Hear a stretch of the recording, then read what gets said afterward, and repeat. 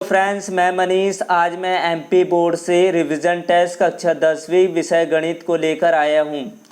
पहला प्रश्न है, सही विकल्प चुनकर लिखिए। जिसका पहला प्रश्न है 3 के प्रथम 5 गुणजों का योग। तो 3 के प्रथम 5 गुणजों का योग अर्थात 3, 6, 9, 12, 15, इसका योगफल होगा 45। दूसरा प्रश्न है, शून्यक -2 और 5 वाले बहुपदों की संख्या। तो यहाँ पर शून्यक 2 दिए हैं, शून्यक -2 और 5, तो बहुपदों की संख्या कितनी होगी? 2। त्रिभुजों ABC और DEF में कोण B बराबर कोण E, कोण F बराबर कोण C तथा AB बराबर 3CDE। तो इसका सही उत्तर होगा समरूप होगा, परंतु ये क्या होगा? सर्वांग सम नहीं होगा।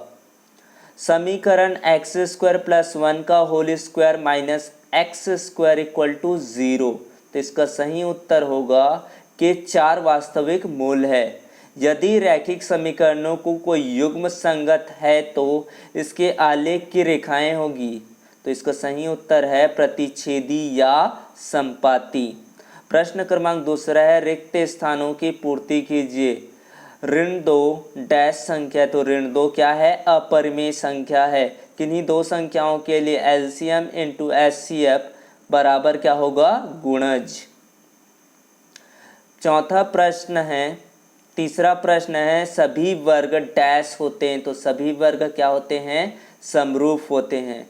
चौथा है, एक द्विघात समीकरण में बहुपद के अधिक से अधिक डैश शून्यक हो सकते हैं। तो द्विघात समीकरण की बात कर रहे हैं, तो द्विघात समीकरण का शून्यक अधिक से अधिक 2 हो सकता है। प्रमेयिका एक सिद्ध किया गया डैश होता है। तो प्रमेयिका एक सिद्ध किया हुआ डैश होता है। तो ये क्या होता है? कथन। सही विकल्प, सही जोड़ी बनाइए। यूक्लिड विभाजन, इसका क्या होगा? एल्गोरिथम। मूल बिंदु के निर्देशांक होता है 0, 0। Alpha plus beta minus b/a होता है। x³ या x³ ये होता है द्विघात बहुपद। c = d³ + r।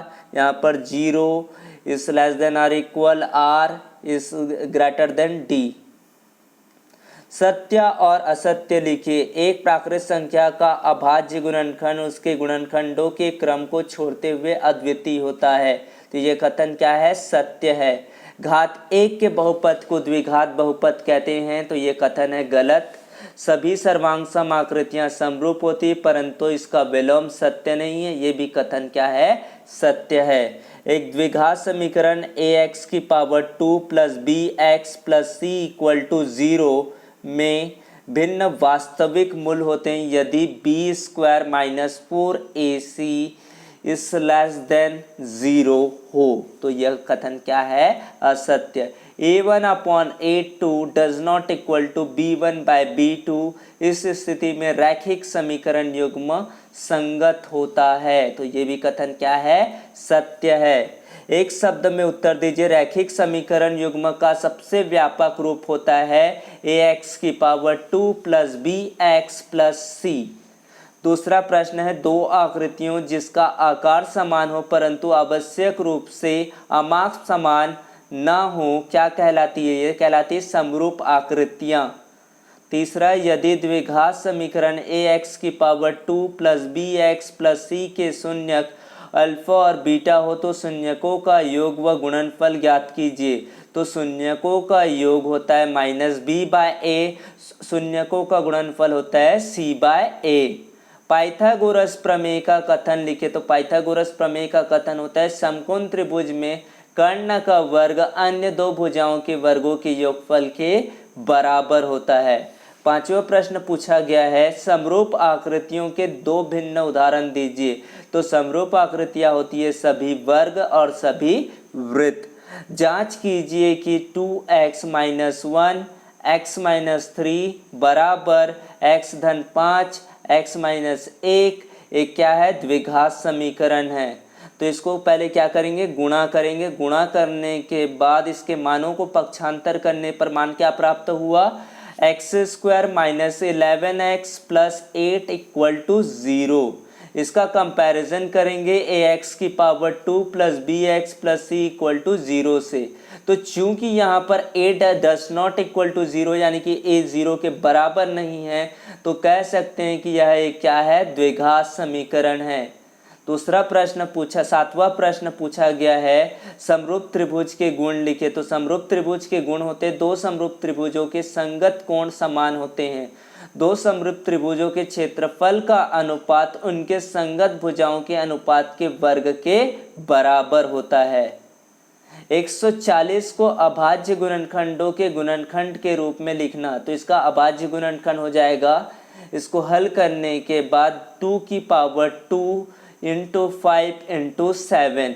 प्रश्न क्रमांक 9वां पूछा गया है, एक द्विघात बहुपद ज्ञात कीजिए जिसके शून्यकों का योग और गुणनफल क्रमशः 1/4 और -1 है। तो हम लोग मान लेते हैं इसका शून्यक अल्फा और बीटा है, तो px को हम लोग लिख सकते हैं x² minus alpha plus beta into के प्लस अल्फा इंटू बीटा। तो यहाँ पर प्रश्न में दिया गया है alpha plus beta equal to 1/4, alpha into beta equal to -1। सूत्र में मान रख देंगे तो इसका समीकरण बन जाएगा x² माइनस 1/4 के -1। प्रश्न क्रमांक 10वां पूछा है, दी हुई अर्थमेटिक प्रोग्रेशन के प्रथम 4 पद लिखे जबकि प्रथम पद a कितना है 10, सर्वांतर भी कितना है 10। तो पहला पद, दूसरा पद, तीसरा पद, चौथा पद आप ज्ञात कर सकते हैं। प्रश्न क्रमांक 11 है, द्विघात बहुपद x की पावर 2 प्लस 7x प्लस 10 के शून्य ज्ञात कीजिए और शून्यकों तथा गुणांकों के बीच संबंध की सत्यता की जांच कीजिए। समीकरण दिया है x² plus 7x plus 10 equal to 0। इसका गुणनखंड करने पर इसका गुणनखंड प्राप्त हुआ x-2 x-5 बराबर 0।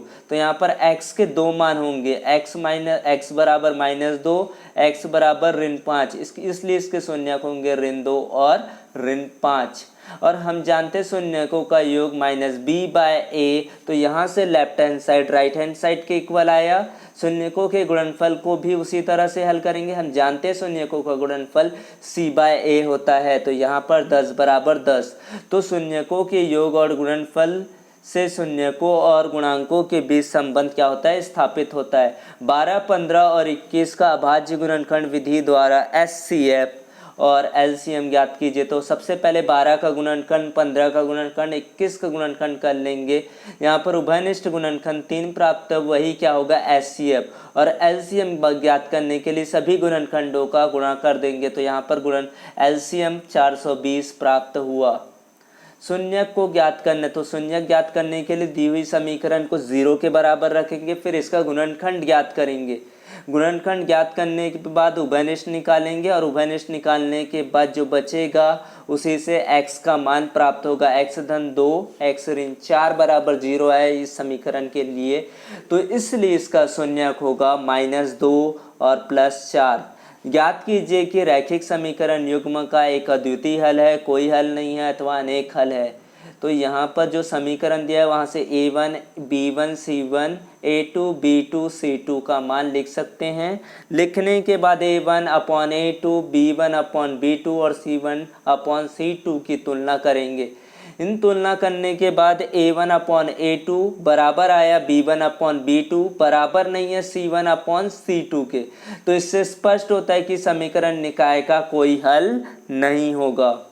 गुणनखंड विधि से समीकरण के मूल को ज्ञात करना है। तो दिया गया समीकरण है x² minus 3x minus 10 equal to 0। a b c का मान यहाँ होगा 1 -3 -10। गुणनखंड ज्ञात करने के लिए a और c को गुणा कर देते हैं, तो 1 का गुणा -10 से किए तो यहाँ पर -10 आया। अब हमको क्या करना है, इसका गुणनखंड करना है, यानी कि मध्य पद को तोड़कर इसका गुणनखंडन ज्ञात करेंगे। तो यहाँ पर अगर हम लोग -10 का संभावित गुणनखंड देखेंगे तो क्या होगा -5 और -2, जिससे मध्य पद -3 और इनका जब गुणनफल करेंगे तो -10 प्राप्त होगा। तो इस तरह से क्या हुआ, एक्स स्क्वायर माइनस 5x धन 2x ऋण 10 बराबर 0। यहाँ से उभयनिष्ठ निकालने के बाद क्या बचा, x माइनस 5 धन 2 को उभयनिष्ठ निकाले दूसरे व्यंजक से, तो x ऋण 5 बराबर 0। तो यहाँ से x के दो मान प्राप्त हुए, 5 और x बराबर ऋण 2।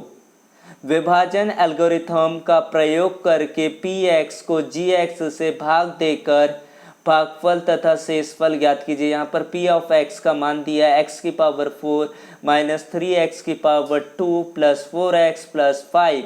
g ऑफ x है x की power 2 plus 1 minus x square minus x plus 1। यहाँ पर क्या है, भाजक, और भाज्य क्या है, x की power 4 minus 3x square plus 4x plus 5। इसको ज्ञात करने के लिए भाजक का भाज्य के पहले पद को भाजक के पहले पद के साथ भाग देते हैं, तो यहाँ पर x की पावर 2 आया, और इसी भागफल को भाजक के साथ गुणा करने पर x की पावर 4 माइनस x की पावर 3 प्लस x की पावर 2। तो इसमें चिन्ह को बदलने पर और इसी प्रक्रिया को बार बार दोहराते रहना है जब तक कि इसके घातांक कम ना हो जाए, यानी कि यहाँ पर भागफल प्राप्त हुआ x की पावर 2 प्लस x माइनस 3, शेषफल प्राप्त हुआ 8। समीकरण 2x की power 2 minus 7x plus 3 equal to 0 के मूल द्विघात सूत्र का उपयोग करके ज्ञात कीजिए। तो यहाँ पर समीकरण दिया 2x की पावर 2 माइनस 7x धन 3 बराबर 0। ए बी सी की तुलना करेंगे तो a का मान 2, b का मान ऋण 7, c का मान 3। इन सभी को हल करने पर वर्ग समीकरण प्राप्त हुआ। यहाँ पर x equal to 7 plus minus 5 upon 4, plus चिन्ह लेने पर 12/4, यानी कि x का मान 3 और माइनस चिन्ह लेने पर इसका मान 1/2 प्राप्त हुआ। प्रश्न क्रमांक 20वां है, समानांतर श्रेणी 21, 18, 15 का कौन सा पद ऋण 81 है। तो मान लेते हैं कि श्रेणी का nवां पद क्या है, ऋण 81 है। प्रथम पद यहाँ पर पता है, श्रेणी से पता चल रहा है 21 है। सर्वांतर दो पदों के बीच का अंतर यहाँ पर कितना है, ऋण 3 का अंतर है। और हम जानते हैं an बराबर होता है a plus n minus 1 d होता है। सूत्र में मान रखने पर n का मान प्राप्त हुआ 35। Thanks for watching my video. Please subscribe here. Thank you.